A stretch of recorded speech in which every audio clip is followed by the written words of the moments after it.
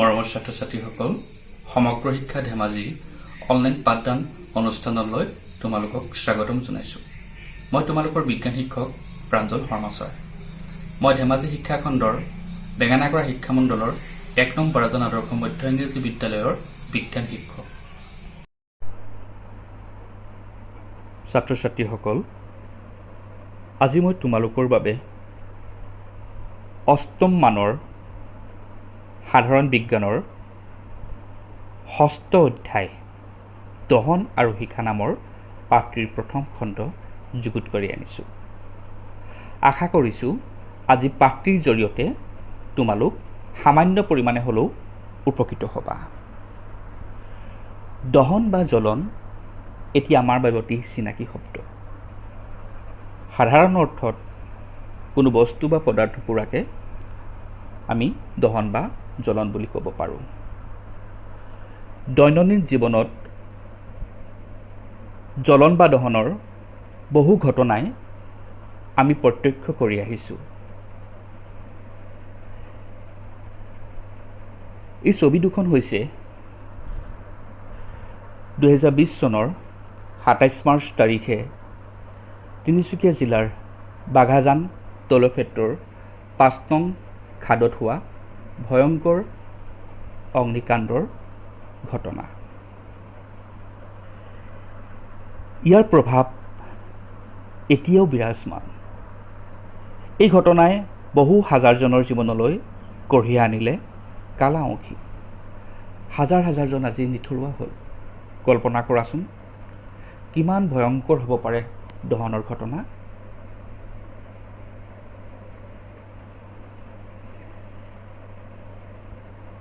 এইখন ছবি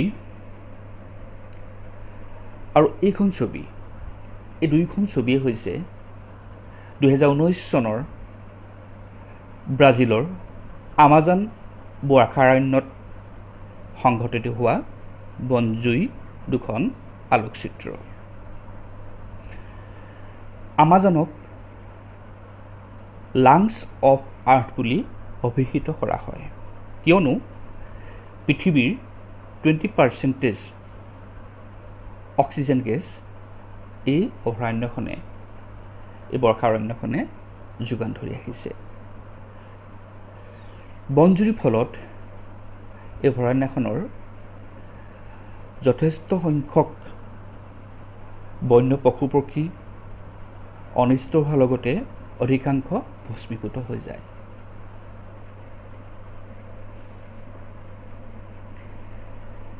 তেন্তে দহনৰ কুপ্ৰভাৱ এই ছবি দুখনৰ পৰা আমি কল্পনা কৰিব পাৰোঁ। ৰাসায়নিকভাৱে দহনক আমি অক্সিজেনৰ লগত সংঘটিত হোৱা এটি ৰাসায়নিক বিক্ৰিয়া বুলি আমি ক'ব পাৰোঁ। এই বিক্ৰিয়াত কোনো এটা বস্তু বা পদাৰ্থই অক্সিজেনৰ লগত বিক্ৰিয়া কৰি এবিধ নতুন পদাৰ্থ সৃষ্টি কৰে।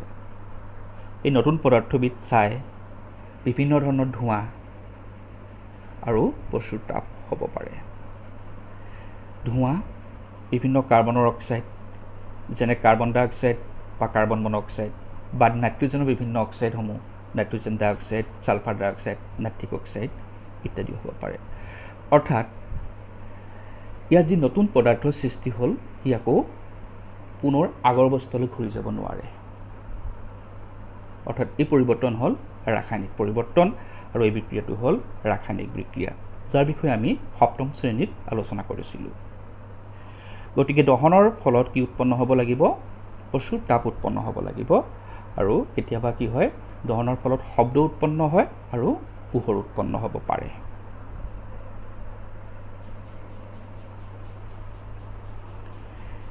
এতিয়া চাওঁচোন, সকলোবিলাক জানো পদাৰ্থ বা বস্তু দহন হয় নেকি?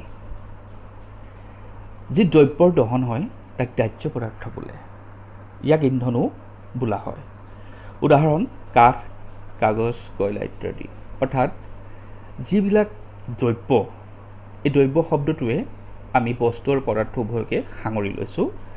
যিবিলাক দ্ৰব্যৰ দহন হয় তাক আমি কি বুলি ক'ব পাৰোঁ ইন্ধন বুলি ক'ব পাৰোঁ আৰু যিবিলাক দ্ৰব্য দহন নহয় সেইবিলাক আমি অদাহ্য পদাৰ্থ বুলি ক'ব পাৰোঁ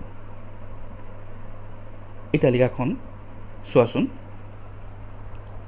ইয়াত আমি কিছুমান সামগ্ৰীৰ নাম দিছোঁ এইবোৰ আমি দাহ্য নে অদাহ্য চিনাক্ত কৰিব লাগে কাঠ কি হ'ব ই হ'ব দাহ্য পদাৰ্থ কাগজ ই হ'ব দাহ্য পদাৰ্থ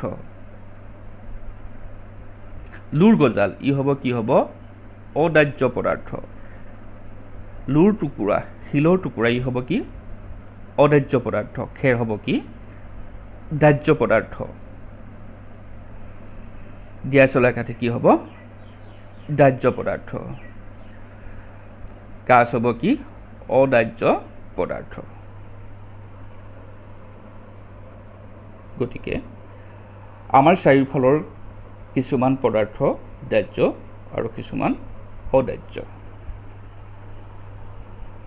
এতিয়া আমি দাহ্য পদাৰ্থসমূহক বা ইন্ধনসমূহক বিভিন্ন ভাগত ভাগ কৰিছোঁ গোটা জুলীয়া গেছীয় গোটা ইন্ধনৰ উদাহৰণ হ'ল কয়লা কাঠ ইত্যাদি জুলীয়া ইন্ধনৰ উদাহৰণ হ'ল পেট্ৰল ডিজেল গেছীয় ইন্ধনৰ উদাহৰণ হ'ল প্ৰাকৃতিক গেছ LPG ইন্ধনবিলাকৰ প্ৰকৃতিৰ ওপৰত নিৰ্ভৰ কৰি সেইবোৰ আমি বিভিন্ন ধৰণৰ কামত ব্যৱহাৰ কৰোঁ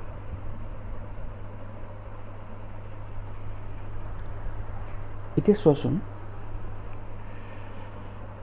অক্সিজেনৰ সংস্পৰ্শলৈ আহিলে কোনো ইন্ধন আপোনা আপুনি জ্বলি নুঠে ইন্ধন জ্বলিবৰ বাবে এক নিৰ্দিষ্ট উষ্ণতাৰ প্ৰয়োজন যাক কোৱা হয় জ্বলন উষ্ণতা যি নিম্নতম উষ্ণতাত দ্ৰব্য এটাত জুই লাগে তাকে ইয়াৰ জ্বলন উষ্ণতা বুলি কোৱা হয় কিছুমান বস্তু বা পদাৰ্থৰ জ্বলন উষ্ণতা বহু কম সেইবিলাকক সহজতে জুই লাগে আৰু কিছুমানৰ বহু বেছি সেইবিলাকক জুই জ্বলাবলৈ যথেষ্ট উষ্ণতাৰ প্ৰয়োজন হয় যিবোৰ দ্ৰব্যৰ জ্বলন উষ্ণতা কম হয় সেইবোৰত সহজে জুই লাগে আৰু সেইবোৰক আমি কি বুলি কৈছোঁ প্ৰজ্বলক বুলি কৈছোঁ উদাহৰণস্বৰূপে পেট্ৰল এলকহল ইত্যাদি তোমালোকে চেনিটাইজাৰ ব্যৱহাৰ কৰাৰ সময়ত খুব সাৱধান হ'বা কিয়নো চেনিটাইজাৰত 70 পৰা 90% এলকহল থাকে আৰু আমি যেতিয়া চেনিটাইজাৰ হাত ধুওঁ আমি জুই বা তেনেকুৱা ধৰণৰ বিস্ফোৰক হ'ব পৰা পদাৰ্থৰ পৰা নিজকে আঁতৰাই ৰাখিব লাগে কিয়নো খুব সাধাৰণ উষ্ণতাতে এলকহলত জুই লাগিব পাৰে কথাখিনি মনত ৰাখিবা আৰু আনকো কথাখিনি অৱগত কৰিবা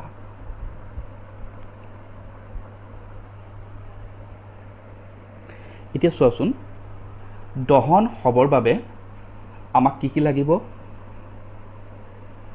দহনৰ বাবে আমাক তিনিটা বস্তু লাগিব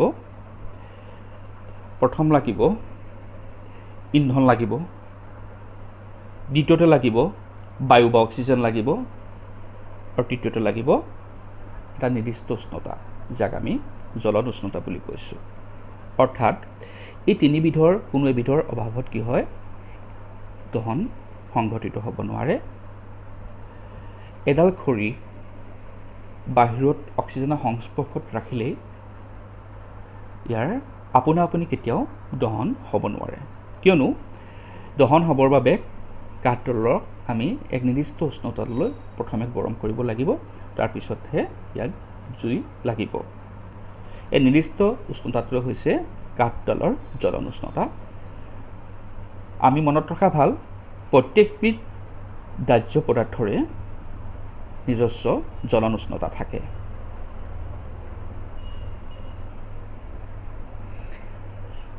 দহনৰ প্ৰকাৰ দহনক আমি দ্ৰুত দহন স্বতঃস্ফূৰ্ত দহন আৰু বিস্ফোৰণ এই তিনি প্ৰকাৰত আমি ভগাব পাৰোঁ দ্ৰুত দহন যি প্ৰকাৰৰ দহন অতি সাধাৰণ উষ্ণতাত দ্ৰুতভাৱে জ্বলি তাপ আৰু পোহৰ উৎপন্ন কৰে তেনে দহনক দ্ৰুত দহন বোলে ইয়াত সাধাৰণ উষ্ণতাই সাধাৰণতে আমাৰ চৌপাশত থকাৰ উষ্ণতাটোৰ কথাকে বুজাইছে। এনেকুৱা সাধাৰণ উষ্ণতাতে কিছুমান বস্তু কি হয় জ্বলি উঠে আৰু এনেকুৱা ধৰণৰ দহনক কি বুলি কোৱা হয় দ্ৰুত দহন বুলি কোৱা হয়। ফছফৰাছৰ নিচিনা কিছুমান বস্তু আছে যি সাধাৰণ উষ্ণতাত বায়ুত জ্বলি উঠে।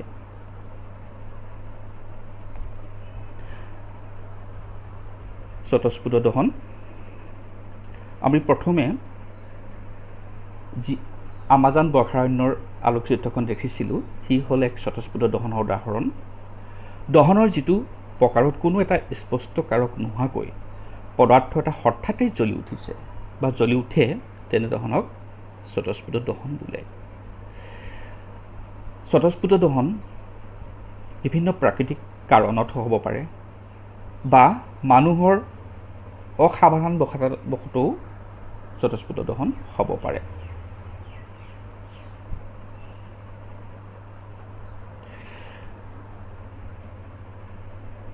এবাৰ চাওঁ বিস্ফোৰণ।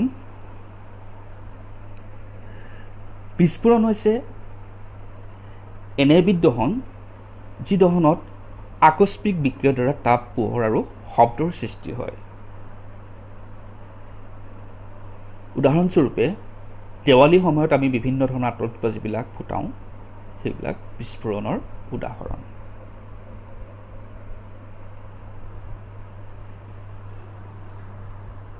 ছাত্ৰ ছাত্ৰীসকল, শ্বসন ই দহন হয়নে নহয় বাৰু? শ্বসন কাক বোলে বা মনত পেলোৱাচোন। যি প্ৰক্ৰিয়াত অক্সিজেনৰ উপস্থিতিত আমাৰ কোষত থকা খাদ্যবস্তু ভাঙি কাৰ্বন ডাই অক্সাইড, শক্তি আৰু তাপৰ সৃষ্টি হয় তাকে কি বুলি কোৱা হয়? শ্বসন বুলি কোৱা হয়। এতিয়া দহন আৰু শ্বসনৰ লগত যদি আমি তুলনা কৰোঁ তেন্তে দুয়োটাতে কি হৈছে? তাপ উৎপন্ন হৈছে, হয়নে? গতিকে আমি শ্বসনক এক প্ৰকাৰৰ দহন বুলি ক'ব পাৰোঁ, যদিও দুয়োৰে মাজত পাৰ্থক্য আছে। শ্বসনত যি তাপৰ সৃষ্টি হয় তাৰ পৰিমাণ খুবেই কম, অন্যহাতে দহনত যথেষ্ট পৰিমাণৰ তাপৰ সৃষ্টি হয়, লগতে তাত কি হয়? পোহৰ বা শব্দৰ সৃষ্টি হয়। লুট মামৰে ধৰা এটুকুৰা লুৰ আমি যেতিয়া সেমেকা বতৰত বাহিৰত থৈ দিওঁ, দুদিনমানৰ পিছত আমি লক্ষ্য কৰিলে দেখিম তাত কি হৈছে? মামৰ লাগিছে। এই প্ৰক্ৰিয়াটো কি দহন হ'ব নেকি? ইয়াততো লুটুকুৰা অক্সিজেনৰ লগত বিক্ৰিয়া কৰিছে, ই দহন হ'ব নোৱাৰে, কিয়নো ইয়াত তাপৰ সৃষ্টি নহয়। তাপ দহনৰ এক উল্লেখযোগ্য চৰ্ত, দহনৰ ফলত তাপ উৎপন্ন হ'বই লাগিব। মামৰে ধৰা প্ৰক্ৰিয়াত লুৰ লগত অক্সিজেন আৰু বায়ুমণ্ডলৰ জলীয় বাষ্পই বিক্ৰিয়া কৰি মামৰ সৃষ্টি কৰিছে। এই প্ৰক্ৰিয়াটো খুব লেহেম গতিৰে সংঘটিত হয়, অন্যহাতে দহন প্ৰক্ৰিয়া অতি দ্ৰুতভাৱে সংঘটিত হয়। গতিকে লুট মামৰে ধৰা প্ৰক্ৰিয়াটো কি হ'ব নোৱাৰে? দহন হ'ব নোৱাৰে।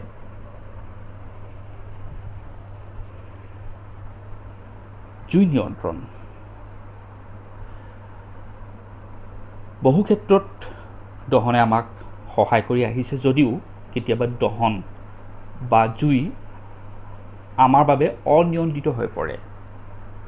তেনে ক্ষেত্ৰত ইয়াক নিয়ন্ত্ৰণ কৰাৰ প্ৰয়োজনীয়তা আহি পৰে।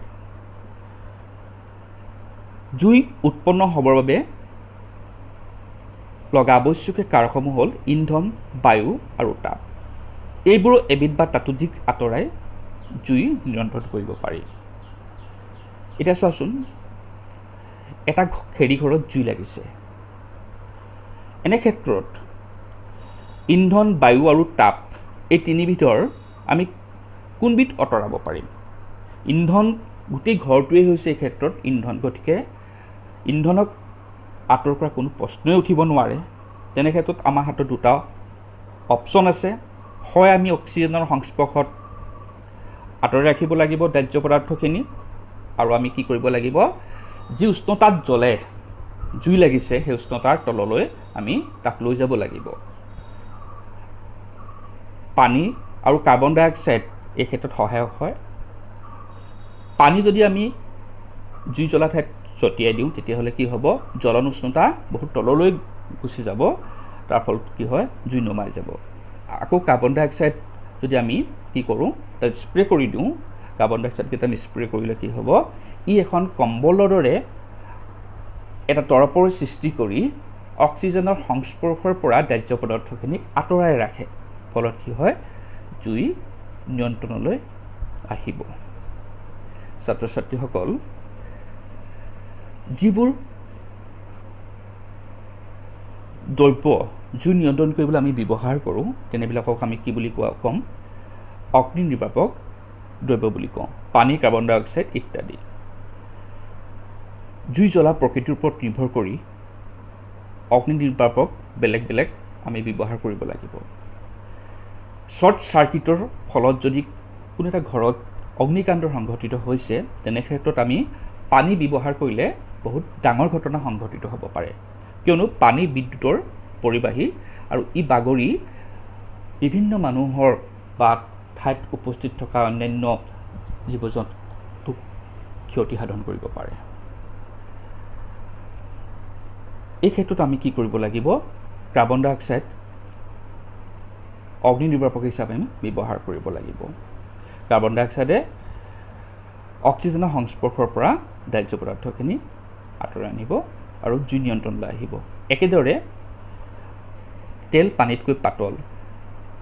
যেতিয়া তেলত জুই লাগে, যিদৰে বাগজানত সংঘটিত হৈছিল, তেতিয়াও কি হয়, পানীৰে জুই নিয়ন্ত্ৰণ কৰিব নোৱাৰি, কাৰণ পানী ছটিয়াই আমি সেই জুই নিয়ন্ত্ৰণ কৰিবলৈ গ'লে পানী বাগৰি জুই বিস্তৃত হোৱাহে চান্স থাকে। তেনে ক্ষেত্ৰত কি কৰিব লাগিব, কাৰ্বন ডাই অক্সাইডৰ সহায় ল'ব লাগিব।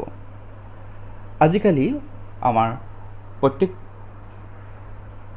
বিদ্যালয়তে অগ্নি নিৰ্বাপকৰ বাবে অগ্নি নিৰ্বাপক বাহিনী বা তেনেকুৱা অনুষ্ঠানে প্ৰদান কৰা বিভিন্ন কাৰ্বন ডাই অক্সাইডপূৰ্ণ চিলিণ্ডাৰ আছে। ইয়াৰ ব্যৱহাৰ আমি সকলোৱে জনাটো উচিত। শিখা, ফ্লেম,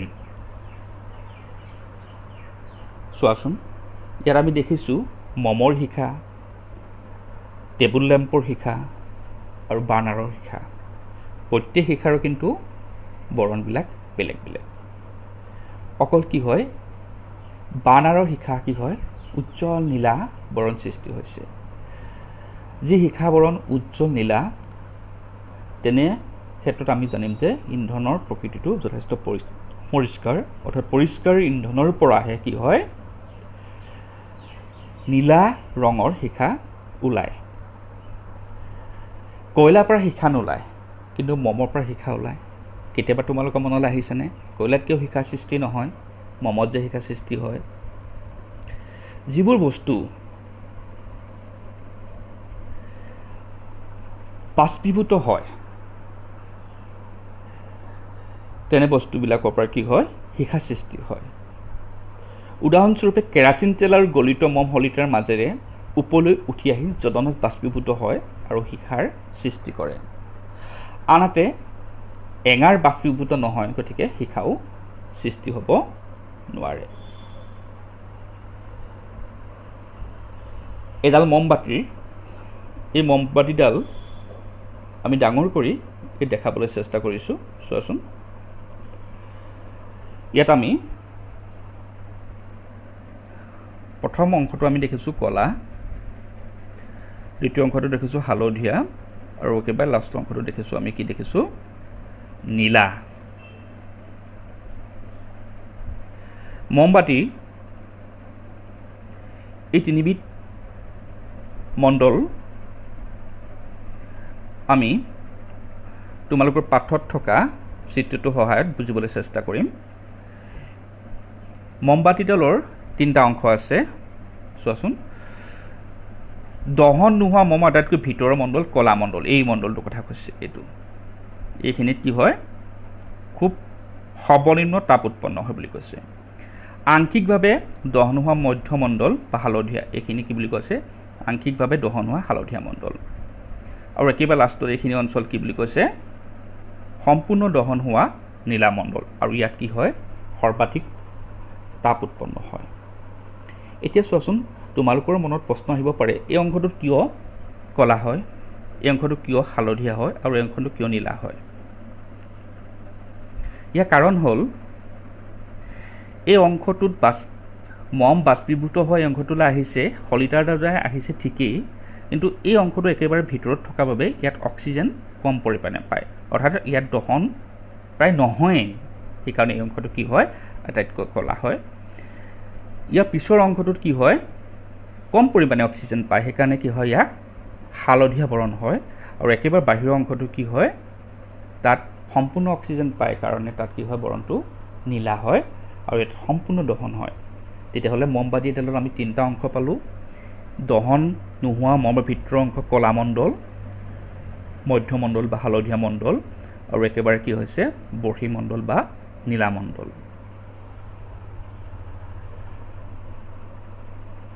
এজন সোণাৰীয়ে যেতিয়া সোণ বা ৰূপ গলাব বিচাৰে তেওঁ এডাল পাইপৰ সহায়েৰে তেওঁ বাহিৰৰ এই অংশটোৰ সোণ বা ৰূপখিনিত পেলাবলৈ চেষ্টা কৰে ফুৱাই তেতিয়াহে কি হয় যিহেতু এই অংশটোৰ অত্যাধিক তপত তাপ উৎপন্ন হয় সোণ বা ৰূপখিনি গলিব পাৰে তোমালোকে এই চিত্ৰটো ঘৰত আঁকিবলৈ চেষ্টা কৰিবা জ্বলনত শিখাৰ সৃষ্টি কৰা কিছুমান পদাৰ্থৰ কথা আমি চাম মমবাতি শিখা সৃষ্টি হয় আমি দেখিলোঁ এতিয়া মেগনেছিয়াম শিখা সৃষ্টি হয়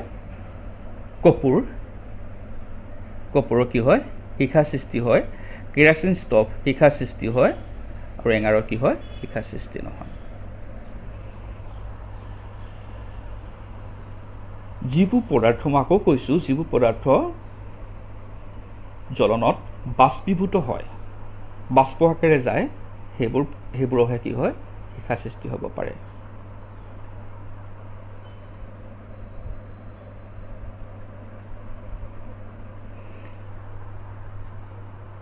আমি পাঠটি প্ৰথমেই ইন্ধনৰ কথা আলোচনা কৰিছিলোঁ যিবোৰ দ্ৰব্য অক্সিজেনৰ পৰিৱেশত জ্বলে সেইবোৰক আমি কি বুলি কৈছিলোঁ দাহ্য পদাৰ্থ বা ইন্ধন বুলি কৈছিলোঁ এতিয়া ইন্ধনৰ বাবে কিছুমান বৈশিষ্ট্য থাকিব লাগিব ইন্ধন হ'বৰ বাবে কিছুমান বৈশিষ্ট্য আছে প্ৰথম বৈশিষ্ট্যটো হৈছে ই সস্তা হ'ব লাগিব খুব বেছি দাম হ'লে নহ'ব মানুহে ক্ৰয় কৰিব পৰা ক্ষমতা থাকিব লাগিব 2 নম্বৰ সহজলভ্য সহজতে পোৱা হ'ব লাগিব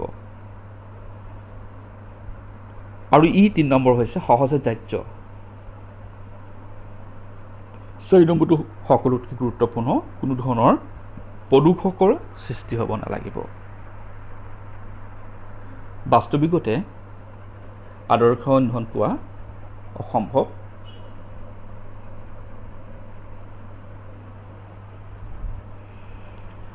ইন্ধনৰ দক্ষতা আমি যেতিয়া বিদ্যালয়লৈ গৈছিলোঁ তেতিয়া মায়ে সদায় জুইত ভাত বনাইছিলে সদায় স্কুললৈ দেৰি হয় আজিকালি জানো সেই যুগ আছে আজিকালি তোমালোক স্কুললৈ ওলোৱা আগতেই ভাত ৰেডি আগতে মায়ে বনাইছিলে জুইত আজিকালি বনায় গেছত তেতিয়াহ'লে কি হয় গেছত কি হৈছে কম সময় লাগিছে কম কষ্ট হৈছে হয়নে এতিয়া চোৱা দুবিধে ইন্ধন এবিধ কাঠ আৰু এবিধ হৈছে প্ৰাকৃতিক গেছ লিকুইফাইড পেট্ৰলিয়াম গেছ কিন্তু দুইবিধৰ কি হয় দক্ষতাটো বেলেগ বেলেগ ইন্ধনৰ দক্ষতাটো কি হয় কেলৰি মানৰ দ্বাৰা প্ৰকাশ কৰা হয় কোনো এবিধ ইন্ধনৰ 1 কিলোগ্ৰাম পৰিমাণৰ সম্পূৰ্ণ দহনৰ ফলত সৃষ্টি হোৱা তাৰ প্ৰকৃতি বুলি হয় ইন্ধনটো কেলৰি মান বোলা হয় ইন্ধন এবিধৰ কেলৰি মানক কিলোজুল প্ৰতি কেজি বা কিলোগ্ৰাম এককত প্ৰকাশ কৰা হয় গতিকে এলপিজিৰ কি হ'ব তাত কেলৰি মান বেছি তাৰ দক্ষতাও বেছি খৰি কেলৰি মান কম তাৰ দক্ষতাও কম হ'ব মই এই তালিকাখনত কেইবিধমান ইন্ধন আৰু ইহঁতৰ কেলৰিমান দিছোঁ, তোমালোকে চাবাচোন। তোমালোকে মনত ৰাখিবা, যিবোৰ ইন্ধনৰ দক্ষতা বেছি তাৰ কেলৰিমানো বেছি হয়। শুকান গৰু গোবৰ কি হয়, বহু ঠাইত ৱেষ্ট বেংগল বা উৰিষ্যা বা তেনেকুৱা ঠাইত কি হৈছে, শুকান গৰু গোবৰ ইন্ধন হিচাপে ব্যৱহাৰ কৰা হয়। তাৰ কেলৰিমানবিলাক কেনেকুৱা হৈছে, 6000 to 8000 কিলোজুল পাৰ কেজি। কাঠ 17,000 to 22,000 কিলোজুল পাৰ কেজি। কয়লা 25,000 to 33,000 kilojoule per KG. Petrol চোৱা 45,000 kilojoule per KG. Diesel 45,000 kilojoule per KG. Methane 50,000 kilojoule per KG. সংকুচিত প্ৰাকৃতিক গেছ কম্প্ৰেছ নেচাৰেল গেছ, ইয়াৰ কিমান হৈছে 50,000 পাৰ কেজি। তৰলীকৃত পেট্ৰলিয়াম গেছ লিকুইফাইড পেট্ৰলিয়াম গেছৰ তাত কেলৰিমান কিমান হৈছে 55,000 কিলোজুল পাৰ কেজি। জৈৱ গেছৰ তাৰ কেলৰিমান হৈছে 35,000 to 40,000 কিলোজুল পাৰ কেজি। হাইড্ৰজেনৰ ইয়াৰ কেলৰিমান কিমান হৈছে 150,000 কিলোজুল পাৰ কেজি। তেতিয়াহ'লে কি হ'ল, সকলোতকৈ কি হয়, হাইড্ৰজেনৰ কি হয় কেলৰিমানটো বেছি। কিন্তু হাইড্ৰজেনক কি হয়, সাধাৰণ বিভিন্ন ধৰণৰ কামবিলাকত আমি ইয়াক ইন্ধন হিচাপে ব্যৱহাৰ কৰিব নোৱাৰোঁ। হাইড্ৰজেনৰ দৰে যিবিলাক ইন্ধন আছে এইবোৰ উৰাজাহাজৰ দৰে বিভিন্ন যান বাহনৰ ক্ষেত্ৰত য'ত বেছি কেলৰিৰ প্ৰয়োজন হয় সেইবিলাকত ব্যৱহাৰ কৰিব পাৰি।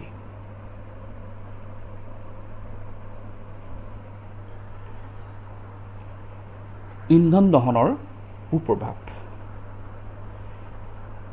1 নম্বৰ হৈছে বায়ুত নজ্বলাকৈ লৈ যোৱা কাৰ্বন কণাবোৰ বিপদজনক। ই এজমাৰ দৰে শ্বাস প্ৰশ্বাসজনিত সমস্যাৰ সৃষ্টি কৰে। কেতিয়াবা কি হয়, কোনো ইন্ধন দহনৰ ফলত কিছুমান কাৰ্বন কণা অতিৰিক্তভাৱে বা দহন নোহোৱাকৈ ৰৈ যায়। কোনো ইন্ধন যদি পৰিষ্কাৰ নহয়, বিশুদ্ধ ইন্ধন নহয়, তেনেহ'লে কি হয়, কাৰ্বন কণাসমূহ বায়ুমণ্ডলত ৰৈ যায়। ই শ্বাস প্ৰশ্বাসজনিত ৰোগৰ সৃষ্টি কৰিব পাৰে।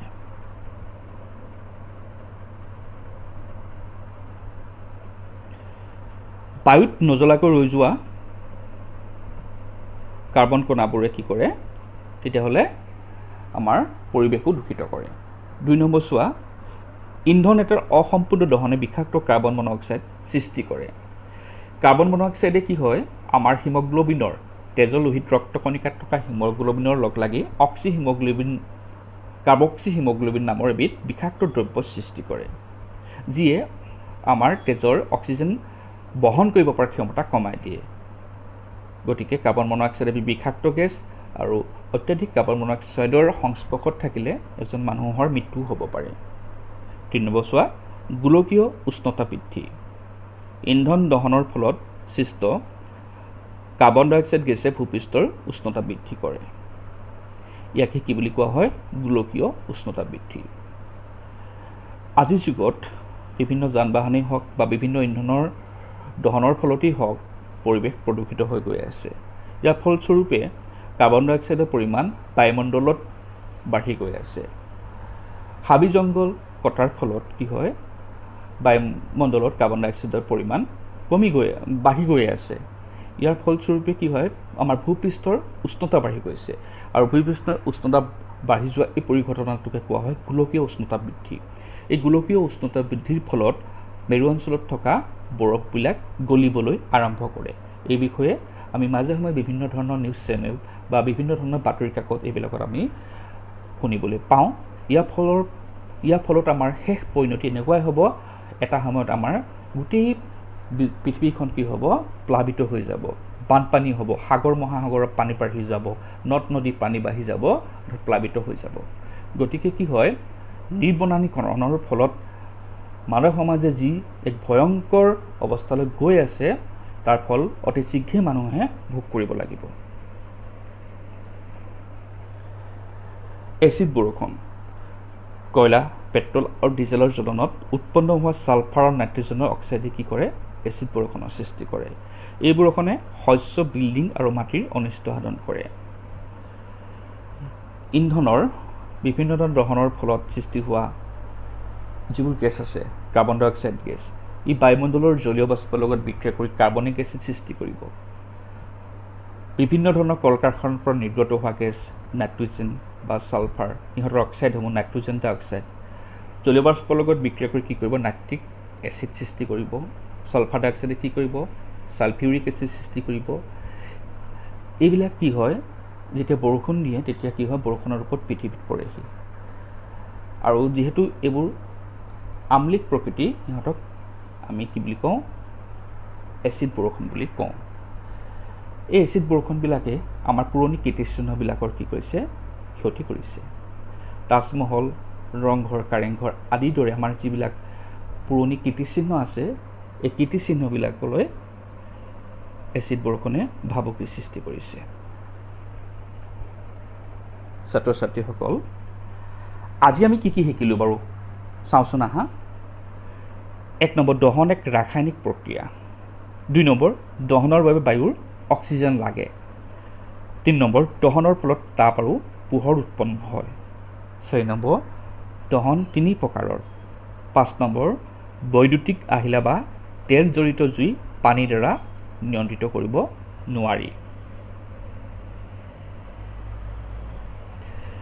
শিখা এটাত 3টা মণ্ডল থাকে। 7 নম্বৰ, আদৰ্শ ইন্ধন বাস্তৱিকতে অসম্ভৱ। 8 নম্বৰ, ইন্ধনৰ দক্ষতা ইয়াৰ কেলৰি মানৰ ওপৰত নিৰ্ভৰশীল। 9 নম্বৰ, ইন্ধন দহনৰ অনেক কুপ্ৰভাৱ আছে।